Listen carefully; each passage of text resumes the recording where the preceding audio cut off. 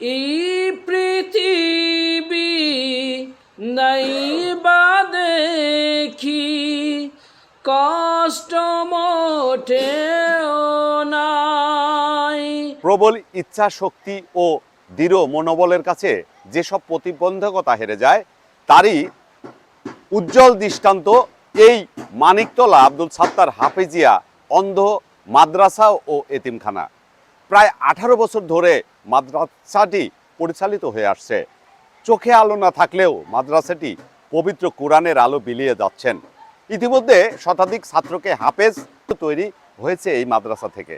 পাবনা সদর উপজেলার দোগাছি ইউনিয়নের মানিকতলা এলাকায় অবস্থিত প্রতিষ্ঠানটি অনেকটাই খুঁড়িয়ে খুঁড়িয়েই চলছে। তাই আমরা এসেছি তাদের খোঁজ নিতে, একটু সহযোগিতা। আমাদের এখানে দৃষ্টি প্রতিবন্ধী ছাত্র আছে 18 জন। সর্বমোট প্রতিষ্ঠানের স্টাফ এবং ছাত্র মিলে আমাদের জনশক্তি হচ্ছে 65 জন। আমাদের এই প্রতিষ্ঠানটি সম্পূর্ণই ডোনারের মাধ্যমে মানুষের সহযোগিতায় চলে। এখানে সরকারি কোনো অনুদান নেই।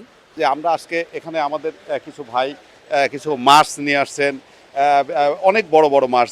দেখেন এখানে আছে ইলিশ মাছ, পাশাপাশি পাঙ্গাস এবং বিভিন্ন রকম সবজি। তো এমন যদি আসলে আমরা যদি সবাই যদি এইভাবে তাদের মতো এগিয়ে আসি। এটা আসলে একটা অন্ধ প্রতিবন্ধী এবং এতিম মাদ্রাসা। এই মাদ্রাসার অধিকাংশ ছেলেই অন্ধ এবং এতিম। যারা এতিম তাদেরকে তাদের বাবা মা নাই, আত্মীয় স্বজনরা অবহেলা করে এখানে ফেলে রেখে গেছে। এখানকার যারা হুজুর আছে তারা তাদেরকে পিতা মাতার আদরে সুন্দরভাবে লালন পালন করে এবং তাদের লেখাপড়ার সুযোগ সুবিধা করে দেয়। এবং এখানে তাদের মাদ্রাসা চালানোর মতো কোনো সঙ্গতি নাই। তার এলাকার বিভিন্ন ধনাঢ্য ব্যক্তি, রাজনীতিবিদ, ব্যবসায়ীদের দ্বারে দ্বারে গিয়ে বিভিন্নভাবে তাদের খোরাক মিটায়।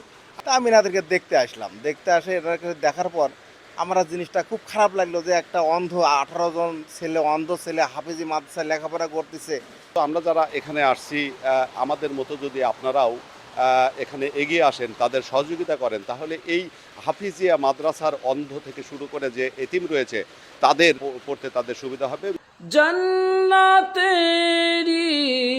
রূপ মহিমা দেখতে যেন পাই, তোমার দয়ার রোশনি ছাড়া জীবন নিভু নিভু।